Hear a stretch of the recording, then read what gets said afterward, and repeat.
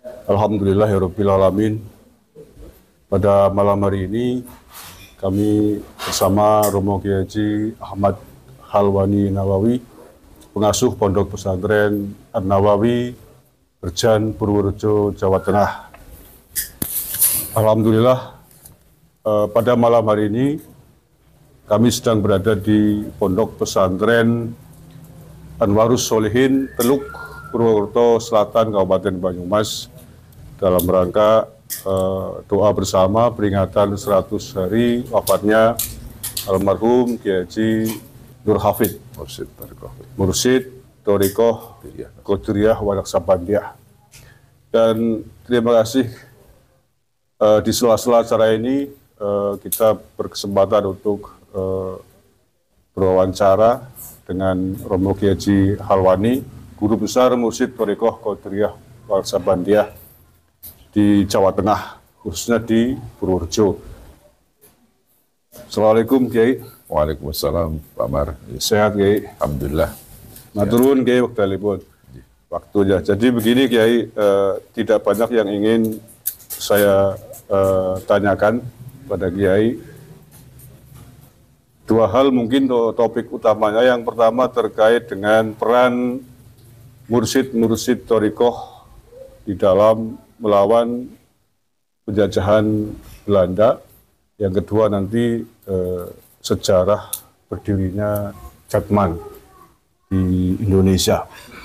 Jadi yang pertama Kiai, saya sering mendengar ceramah Pak Kiai bahwa yang paling berani melawan penjajahan Belanda adalah para Mursyid Thariqah.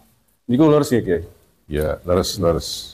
Bisa diceritakan mungkin Kiai. Jadi sejarah telah membuktikan para pengusir penjajah di garis terdepan adalah para santri sekaligus guru-guru tarekat. Seperti yang masyhur berkecamuknya perang di Banten melawan penjajah itu juga atas inisiatif para guru tarekat, khususnya para murid-murid Syekh Abdul Karim Banten. Lah di Jawa Tengah ada seorang santri sekaligus tokoh tarekat yang masyhur, yang namanya Ki Abdul Hamid, nama Jawanya adalah Ontowiryo, nama pahlawannya Diponegoro. Itu kan masyhur dia. Ya, pemimpin perang Jawa. Ya. Walaupun cuma 5 tahun, tapi bikin pusing pemerintah Hindia Belanda. Uang kas pemerintah Hindia Belanda habis, bahkan Belanda punya hutang luar negeri gara-gara menghadapi tokoh tarekat yaitu Diponegoro. Itu. Iya. Kemudian yang di Banten Kiai, kita kan tahu bahwa itu perang yang dipelopori oleh guru-guru Mursyid Thariqah Qadiriyah wa Naqsabandiyah di bawah komandonya Syekh Abdul Karim Banten. Tetapi kita juga tahu ada sejarah yang mengatakan bahwa pada saat itu seorang mufti Belanda yang namanya Usman bin Yahya mengeluarkan fatwa bahwa itu bukan jihad. Padahal ketika itu pertempurannya jihad, perang Sabil. Itu bagaimana Kiai bisa ada fatwa bahwa pertempurannya Kiai ulama-ulama Thariqah di Banten dikatakan bukan jihad? Yang jelas pernyataan Mufti Batavia tadi menurut saya tidak tepat. Orang jelas Belanda itu menjajah kita. Ini kok nggak dikatakan jihad? Ya itu pernyataan yang nggak tepat. Dikatakan batil kalau dalam bukunya itu. Ya. Bahkan kemudian ajaran Thariqah kita juga dinyatakan sebagai ajaran yang hurul katanya di fatwa berikutnya gitu.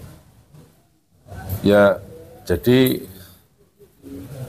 tarekat ini, jadi kalau kita lihat di dalam sebuah ayat Al-Quran, kan ada ayat la yamlikuna syafa'ah illa man ittakhadha 'inda rahmani ahda. Nggak bakal dapat syafaat kecuali yang sudah berjanji kepada Allah. Maksudnya janji di situ, Al-Imam Hakim itu dalam kitab Masaul Khalaik menafsiri ayat ini. Qauluhu illa man ittakhadha 'inda rahmani ahda. Ai illa man ittakhadha talqina dzikri tauhidi minallahi biwa sitati syaihi al-hayyi al-kamili al-musalsili ila sayyidil kaunaini ila jibrila ilallahi rabbil alamin. Artinya nggak bakal dapat syafaat kecuali yang sudah berjanji kepada Allah. Adapun maksudnya janji kepada Allah, Imam Hakim mengatakan yaitu orang yang sudah talqin, sudah dapat ajaran zikir dari Allah dengan perantaraan guru mursyid yang masih hidup, yang sempurna, yang kamil, yang mempunyai mata rantai silsilah sampai Nabi, sampai Jibril, sampai Allah.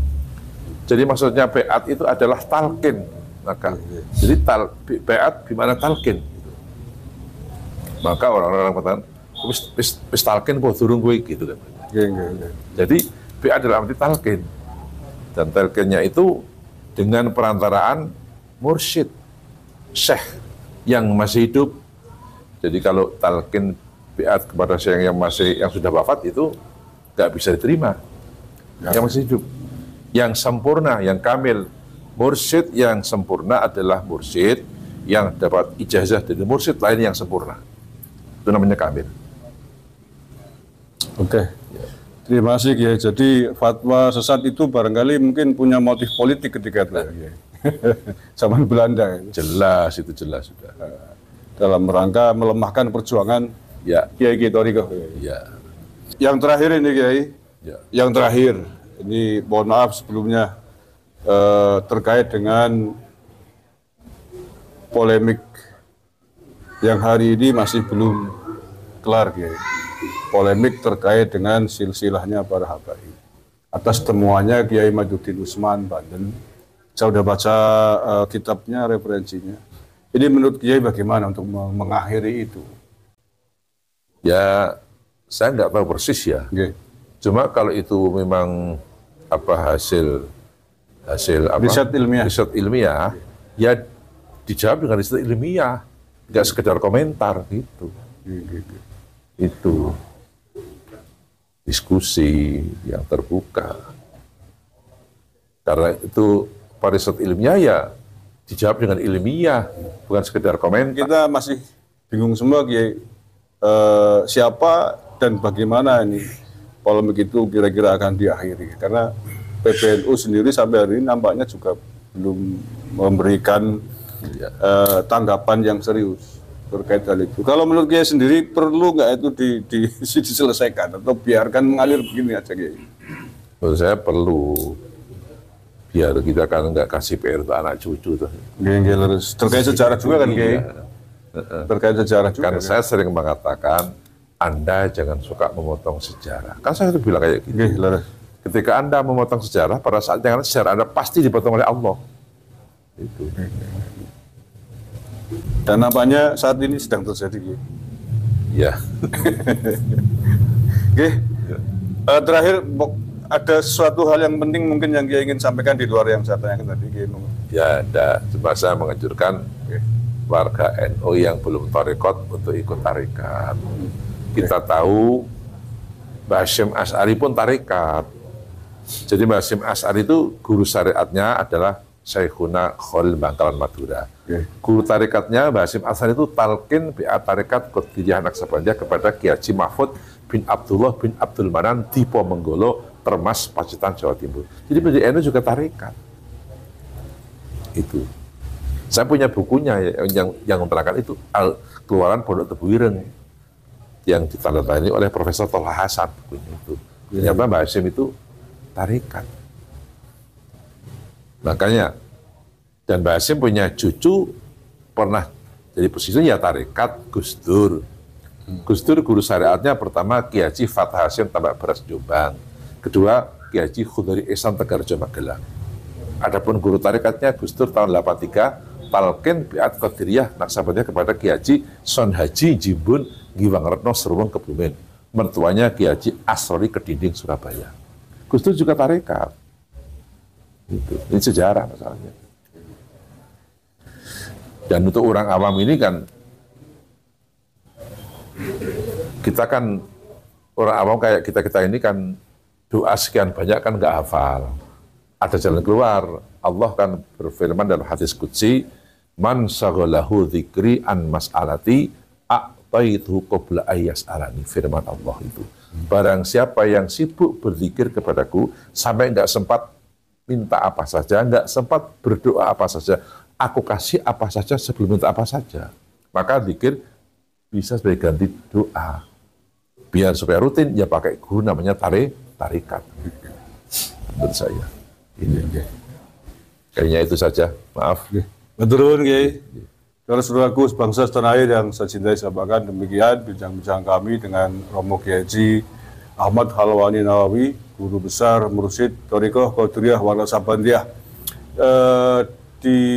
Mungkin hari ini Qadiriyah Sabandiyah di bawah asuhan beliau yang terbesar di Jawa Tengah.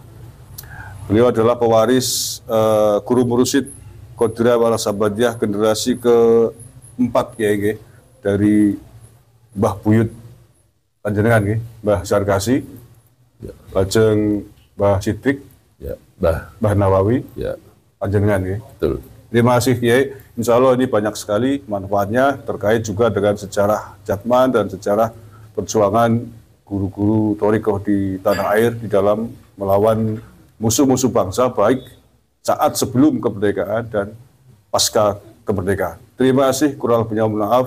Wallahul muwaffiq ila aqwamit thoriq. Assalamualaikum warahmatullahi wabarakatuh.